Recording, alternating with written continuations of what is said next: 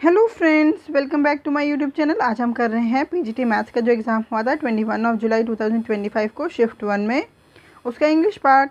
Let's get started.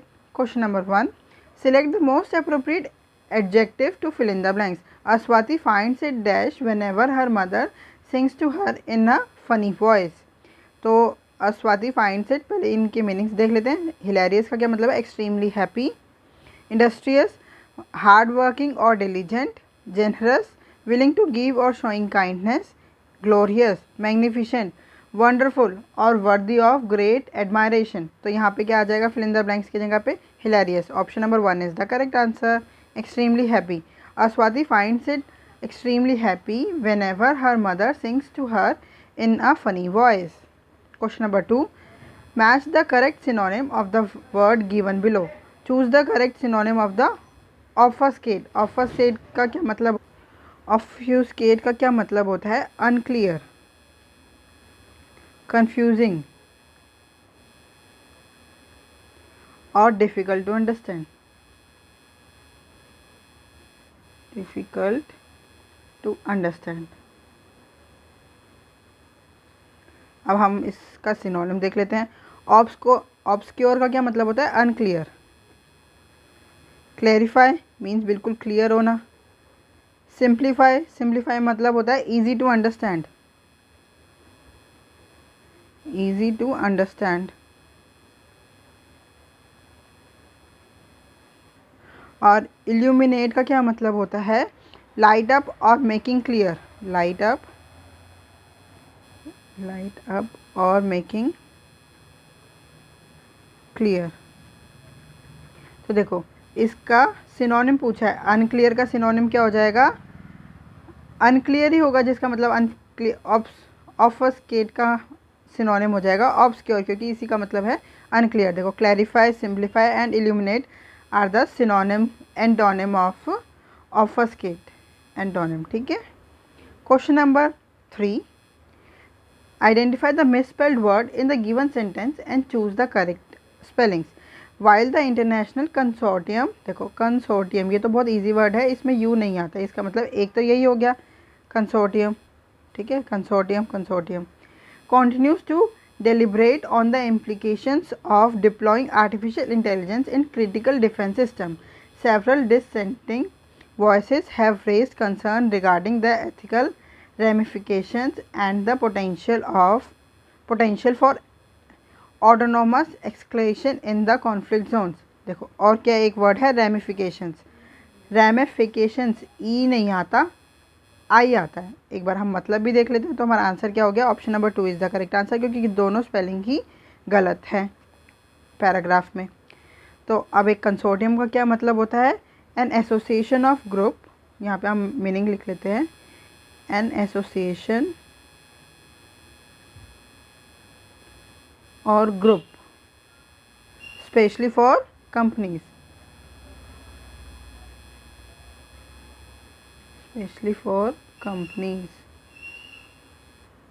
और ramification का क्या मतलब होता है? कॉन्सिक्वेंसेज और रिजल्ट।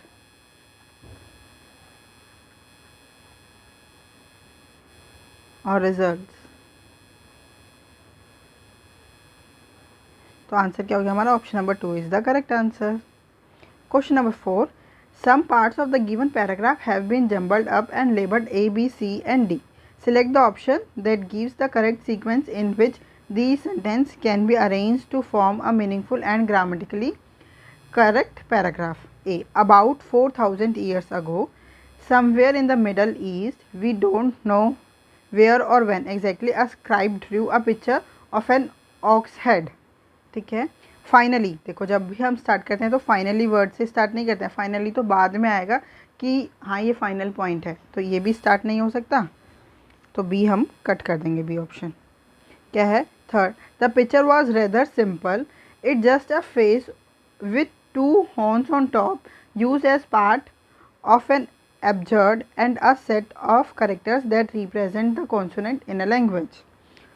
D क्या है? Over thousands of years, that ox head icon gradually changed as it found its way into many different abjads and alphabets, and gradually it becomes more angular than rotated on it sides. इसका मतलब जो start हो रहा है, हमारे को ये पता चल रहा है कि ए से ही स्टार्ट हो रहा है। पहले 4000 ईयर्स अगो की बात हो रहेगा, उसके बाद ओवर थाउजेंड्स ऑफ ईयर्स की बात करेगा। तो स्टार्ट किससे हो रहा है? ए से। तो सी भी कट हो गया। हमारा क्या बचा? ए के बाद अगर डी आएगा या सी आएगा, ये देख लेते हैं हम। A, over thousands of about 4000 years ago, somewhere in the Middle East, we don't know where or when exactly, a scribe drew a picture of an ox head. उसके बाद अब सी देखते हैं क्या है। The picture was rather simple. उससे पहले तो यही बताएगा ना कि पहले 4000 ईयर्स अगो था, अब 1000 ईयर्स अगो। तो क्या है? Over thousands of years that ox head icon gradually changed as it found its way into many different abjads and alphabets, and gradually it becomes more angular then rotated to its sides. तो A के बाद D आ गया, D के बाद क्या आएगा? A, D, C and B. तो C क्या है? The picture was rather simple, just a face with two horns on top, used as part of an abjad, a set of characters that represent the consonant in a language. सी आ गया। फिर सी के बाद क्या आएगा? B. अब B क्या है? Finally पता चल गया। It turns upside down entirely. जो अल्फा मतलब जो इनको ऑक्स हेड लग रहा था, उनको इन्होंने पूरा उल्टा कर दिया। And today it no longer represent an ox head और even a consonant, we know it as a capital letter A. मतलब इन्होंने इसको उल्टा कर रखा था, और ये जो दो पार्ट है ना, ये और ये ए के, इनको ये एज अ हॉर्न लग रहे थे, ये और ये हॉर्न लग रहे थे ऑक्स के। बट जब इन्होंने बिल्कुल उल्टा कर दिया तो इनको पता चला ये एक ए अल्फ़ाबेट है, वोवल जिसको कहते हैं। तो आंसर क्या हो गया हमारा? Option number 4 is the correct answer, A, D, C, B. Question number 5, select the option that can be used as one word substitution for the given group of words और phrase. Someone who hates women, जो women को hates करते हैं उसको one word substitution में क्या कहते हैं? देखो, सैडिस्ट। सैडिस्ट का क्या मतलब होता है? सैडिस्ट कहते हैं a person who gets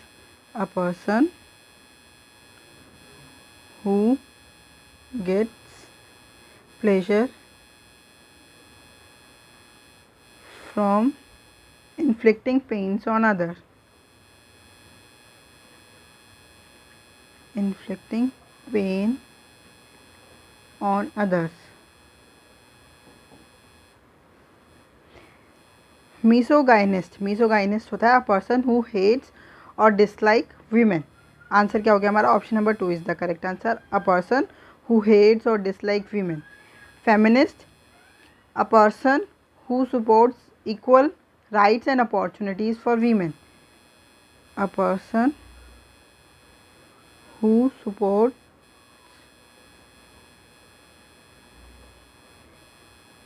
equal rights और अपॉर्चुनिटीज़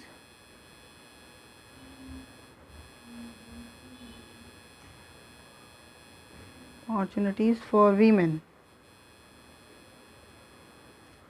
और मिसंथ्रोफिस्ट होता है अ पर्सन हु डिसलाइक्स और distrust human kind in general.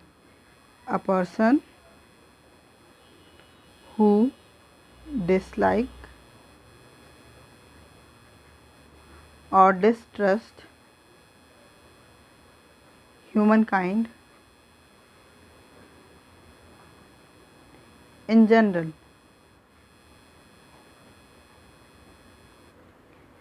Question number 6. Choose the correct tag from the option to complete the sentence. They rarely eat the street food. देखो यहाँ पे जो rarely word है, इससे ही सेंटेंस नेगेटिव होगा, क्योंकि एक नेगेटिव वर्ड है। तो हमारा मेन सेंटेंस हो गया नेगेटिव, तो क्वेश्चन टैग कैसा आएगा? पॉजिटिव। और यहाँ पे देखो हमारी जो एक तो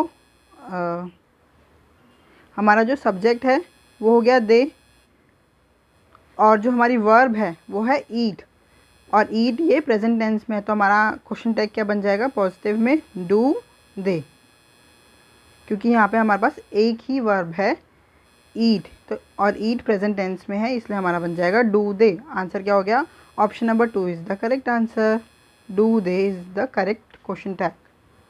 question number 7, select sentence of a paragraph are given below in jumbled order. Arrange the sentence in correct order to form a meaningful and coherent paragraph. Sadly, she had previously lost her daughter. lost a daughter just a few years earlier, and so Francisco was careful to wait several months before contacting Leonardo about this work. B क्या है? It was meant to hang within the family home, but by the time Leonardo eventually completed it, they had already relocated away from Florence. C में क्या दे रखा है? The Mona Lisa was a portrait of Lisa Gherardini commissioned by her husband Francisco del Giocondo to celebrate her birth of her second son Andrea. Both mother and child were happy and healthy, so he set about celebrating the event with this portrait. देखो इसमें एक portrait की बात हो रही है, कौन सी? Mona Lisa portrait की बात हो रही है। तो सबसे पहले उसने क्या किया? सबसे पहले पोर्ट्रेट को एक्सप्लेन किया है, इंट्रोड्यूस द पोर्ट्रेट की। जो एक मोनालिसा पोर्ट्रेट है जो लीसा कमीशन कराया उसके हस्बैंड ने फ्रांसिस्को दे लिए हैं, ठीक है। और to celebrate the birth of her second son Andrea. सबसे पहले हम पोर्ट्रेट को एक्सप्लेन करेंगे, फिर उसके पीछे का बैकग्राउंड बताएंगे ना क्या है। तो sadly she had previously lost a daughter just a few years earlier, and so Francisco was careful to wait several months before contacting Leonardo about this work. तो पहले सबसे पहले उसने मतलब पोर्ट्रेट को इंट्रोड्यूस किया है, फिर उसके बारे में उसका बैकग्राउंड बताया है। तो सी के बाद आ जाएगा ए, ये एलिमिनेट हो गया, ये एलिमिनेट हो गया, बी से भी एलिमिनेट हो गया। हमारे को आंसर ही पता चल गया जब हमने फर्स्ट मतलब पैराग्राफ जंबल सेंटेंस का फर्स्ट वर्ड चूज़ कर लिया मोनालिसा, मतलब पहले पोर्ट्रेट को एक्सप्लेन किया है। तो आंसर क्या हो गया हमारा? CADB। देखो हमने ए तक तो एक्सप्लेन कर लिया, फिर डी में क्या लिखा है कि मदर और चाइल्ड वो हैप्पी थे और हेल्दी थे। सो उसने क्या किया? अपने इस पोर्ट्रेट को हेल्दी थे और हैप्पी थे तो अपने पोर्ट्रेट को सेलिब्रेट इवेंट में करा। उसके बाद CAD, फिर बी में क्या है? उसने उस पोर्ट्रेट को अपने घर में टांग लिया बिकॉज क्योंकि वो पोर्ट्रेट कंप्लीट हो चुकी थी and relocated away from Florence, ठीक है। तो आंसर क्या हो गया हमारा? Option number 3 is the correct answer, CADB। Question number 8, select the correct antonym of the highlighted word in the given sentence. Highlighted word कौन सा है? ट्रेचेंट। देखो his speech was filled with trenchant remarks that left the audience in deep thought. तो यहाँ पे trenchant का क्या मतलब है? शार्प, क्लियर और फोर्सफुल इन एक्सप्रेशन।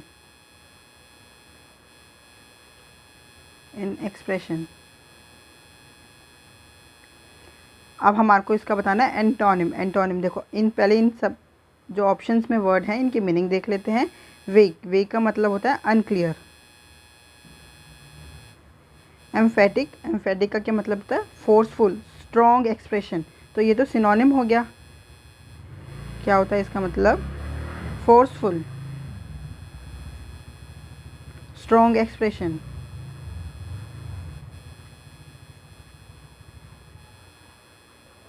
पोलाइट का मतलब होता है काम। Showing great manners, good manners.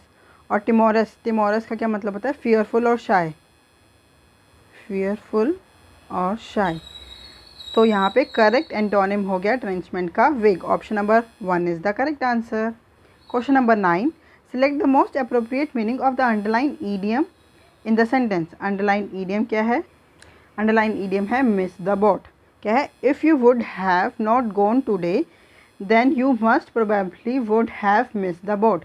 तो यहाँ पे मिस द बोट का क्या मतलब है कि अगर तुम आज नहीं गए तो तुम मिस कर दोगे बोट को। इसका मतलब अगर तुमने आज ये काम नहीं किया या ये चीज़ आज तुम नहीं गए तो तुम एक गुड अपॉर्चुनिटी मिस कर दोगे। तो यहाँ पे मिस द बोट का क्या मतलब है?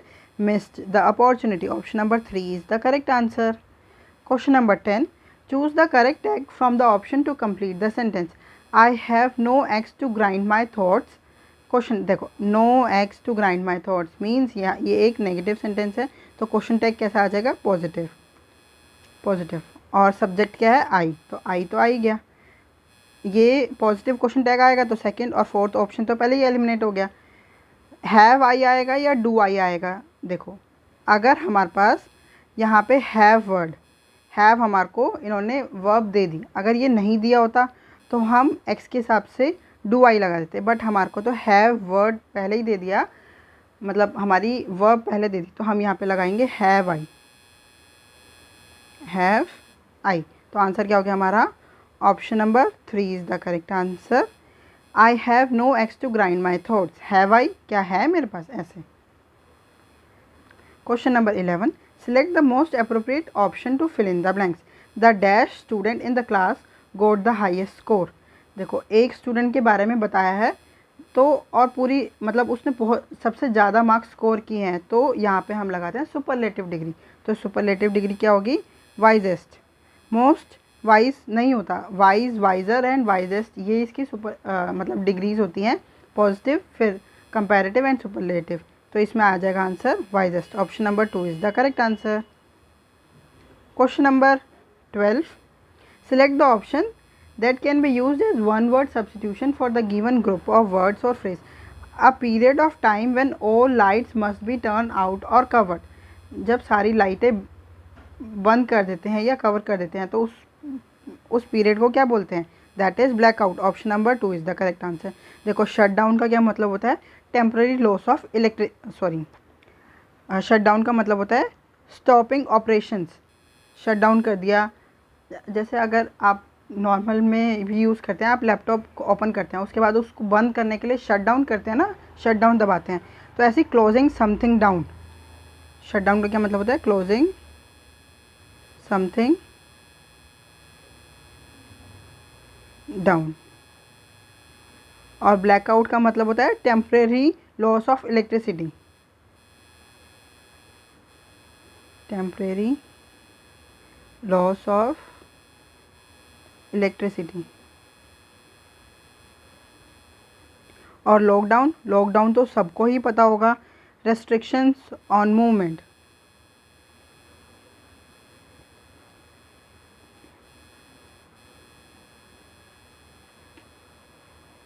Emergency, emergency a serious unexpected situation. Immersed मतलब एकदम से जो हो जाए, unexpected situations. Immersed accidentally, a serious और अनएक्सपेक्टेड सिचुएशन, अनएक्सपेक्टेड सिचुएशंस। तो a period of time when all lights must be turned out or covered is blackout. Option number 2 is the correct answer. Question number 13, select the most appropriate meaning of the underlined idiom. The officer has many enemies because he does everything by the book. तो यहाँ पे idiom क्या है? by the book. by the book idiom का क्या मतलब होता है? पहले तो सबसे हम यही देख लेते हैं। The officer has many enemies because he does everything by the book, मतलब उस ऑफिसर के बहुत सारे एनिमीज़ हैं क्योंकि वो बाय द बुक से ही काम करता है। Means proper rules and regulation से, proper rules, regulations and instructions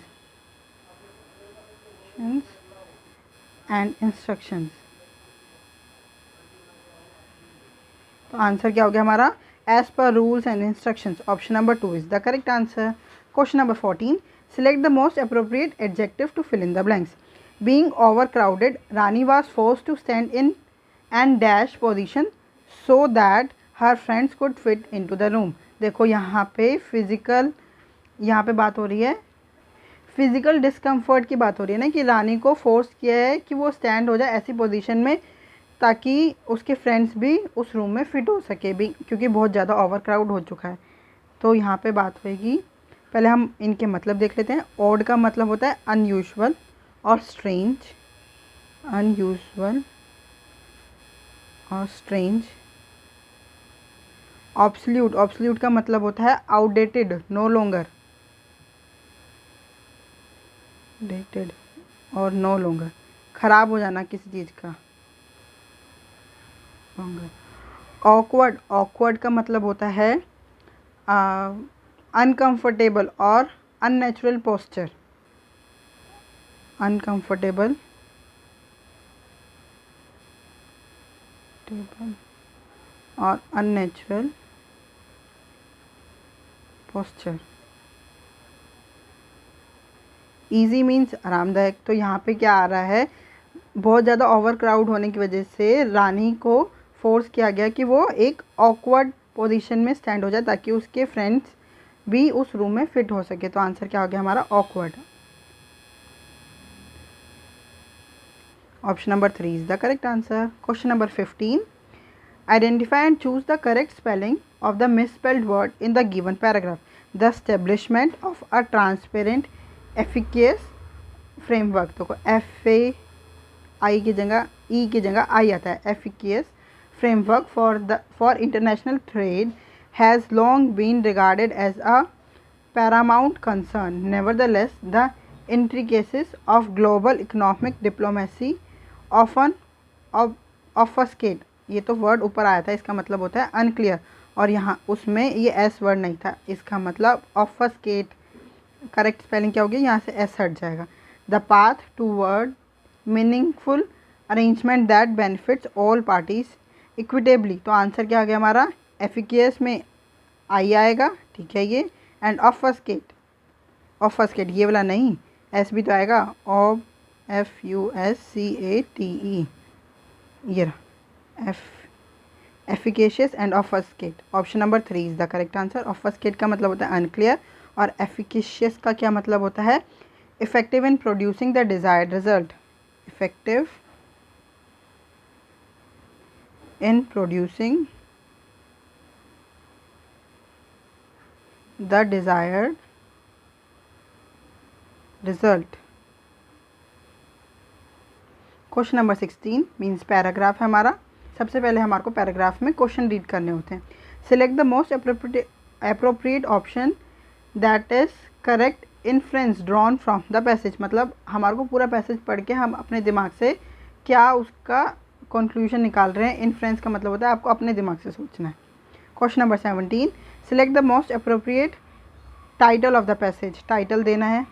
question number 18, select the most appropriate contextual meaning of the word एंड्यूमोनिक। एंड्यूमोनिक का क्या मतलब होता है, सबसे पहले तो हम यही देख लेते हैं। एंड्यूमोनिक का मतलब होता है अपना पर्सनल प्लेजर मिलना, तो आंसर क्या हो गया हमारा यहाँ पे, related to personal pleasure. Option number 4 is the correct answer. Question number 19, select the most appropriate tone of the passage, हमारे को यहाँ टोन बतानी है। और question number 20, select the most appropriate option that convey the structure of the passage. यहाँ पे ऐसा कोई डायरेक्ट क्वेश्चन नहीं पूछा है, सारा अपने ही सबसे पहले हम पैसेज को पढ़ लेते हैं इसलिए।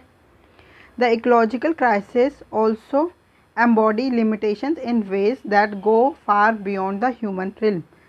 Are current ways of living will cause such severe damage that more and more places on earth will become uninhabitable, leading to accelerate refugees crisis and wars over natural resources.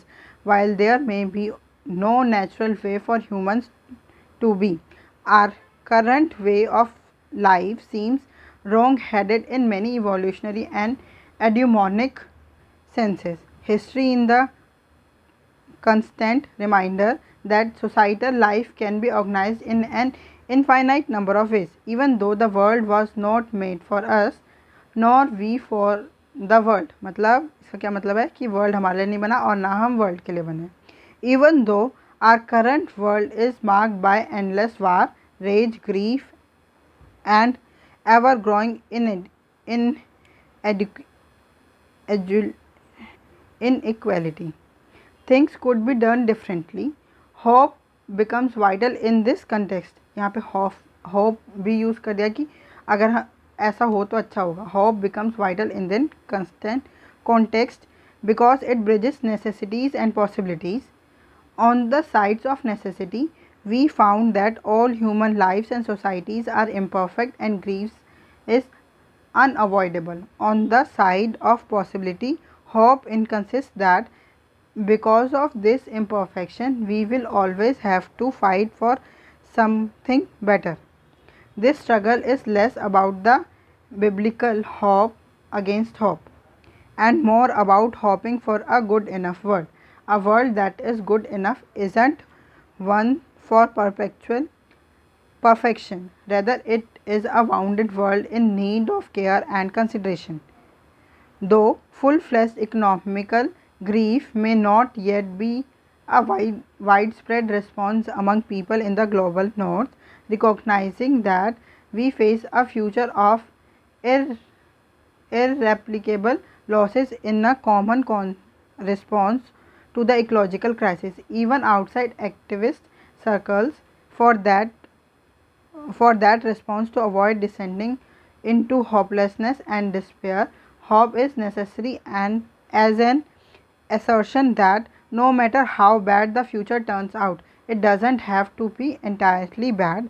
Hope teaches us that specifically losses never exhaust the goodness of the world. ये paragraph किसके बारे में बात करता है, मैं आपको पहले एक बार वो समझा देती हूँ। इस पैराग्राफ में मेनली ये बताया है कि जो हमारे इकोलॉजिकल क्राइसिस हैं वो इनएविटेबल हैं, ठीक है। और फिर उसके बाद ये बोला है कि जो ह्यूमन है वो उसके बारे में क्या सोचता है, क्या फील करता है और क्या एक्ट करता है इनएविटेबल लॉसेस को सोच के, ये बताया है इस पैराग्राफ में, ठीक है। अब हम क्वेश्चंस पे आते हैं। Question number 16, select the most appropriate option that is the correct inference drawn from the passage. It requires returning to pre industrial lifestyle, नहीं। It is an idealized perfect version of society, it is a flawed world still worth caring for and improving, yes. यही बताया है कि ecological crisis बहुत ज़्यादा है और उसके बारे में जो ह्यूमंस है वो क्या सोचते हैं, तो हमारे को केयर करनी चाहिए और इम्प्रूविंग करनी चाहिए। ये हमने इन्फ्लुएंस करा है इसमें, ठीक है। तो आंसर क्या हो गया, option number 3 is the correct answer. Question number 17, select the most appropriate title of the passage. Hope in a bounded world, global north, hope and earth, ecological thinking. देखो इसका करेक्ट टाइटल हम passage को क्या देंगे, hope इन अ bounded world. सबसे ज़्यादा hope ज़रूरी है। ऊपर पैराग्राफ में ये भी बोला है अगर होप है तो हम अच्छा पॉजिटिव एनर्जी और जी पाएंगे। तो होप इन अ वाउंडेड वर्ल्ड है वो बहुत ख़राब हो चुका है, इनएविटेबल लॉसेस में है, इकोलॉजिकल क्राइसिस में है, तो इसलिए होप ज़रूरी है। तो आंसर क्या हो गया हमारा, option number 1 is the correct answer. Question number 18, एड्यूमोनिक का क्या मतलब होता है, रिलेटेड टू पर्सनल प्लेजर, हमारे को अपना प्लेजर ज़्यादा मिलना चाहिए। Question number 19, select the most appropriate tone of the passage. Tone, देखो टोन कैसे डिसाइड करते हैं हम, पैसेज देखा हमने पढ़ा, सबसे पहले क्या है इकोलॉजिकल क्राइसिस के बारे में बताया, फिर उसका थिंक, वो क्या ह्यूमंस क्या सोचते हैं उसके बारे में, फील करते हैं, क्या एक्ट करते हैं इनएविटेबल लॉसेस के बारे में। तो और पहले मैं आपको इनका मतलब बता देती हूँ। ऑब्जेक्टिव का क्या मतलब होता है, मतलब objective tone of the passage. Objective tone तब यूज़ करा जाता है जब कोई पैराग्राफ हो वो फैक्ट बेस्ड हो, जैसे कोई रिपोर्ट हो, साइंटिफिक रिपोर्ट हो, तब हम यूज़ करते हैं ऑब्जेक्टिव टोन।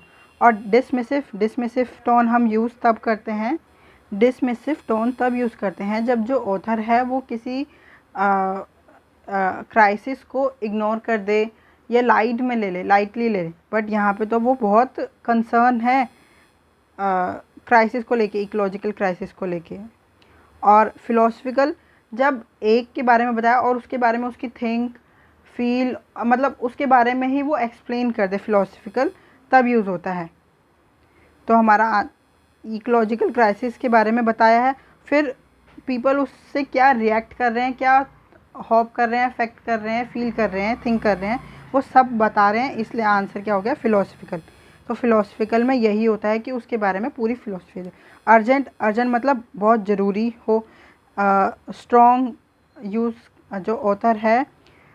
अर्जेंट टोन का मतलब होता है कि स्ट्रॉन्ग और टाइम प्रेशर्ड लैंग्वेज यूज़ करें, मीन्स लाइक मस्ट, अभी ज़रूरी है, अभी करो, मस्ट एक्ट नाउ, ऐसे ऐसे वर्ड यूज़ करते हैं, तब जो हमारी टोन होती है वो होती है अर्जेंट। तो अभी यहाँ पे फिलोसफिकल टोन है, कैसी, option number 3 is the correct answer. Question number 20, select the most appropriate option that conveys the structure of the passage. कैसा स्ट्रक्चर है पैसेज का, देखो लीनियर एक्सपोजिशन का क्या मतलब होता है कि फैक्ट को एक्सप्लेन कर दे विदाउट डिबेटिंग, एक्सप्लेन फैक्ट्स या matter without debating.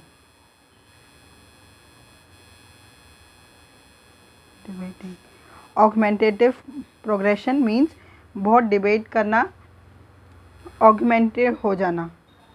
Augmentative progression का मतलब होता है पहले एक प्रॉब्लम को रखना, फिर उसके बारे में डिफरेंट पर्सपेक्टिव बताना कि इसकी नेसेसिटी क्या है, पॉसिबिलिटी क्या है, इम्परफेक्शन क्या है और होप क्या हो सकता है।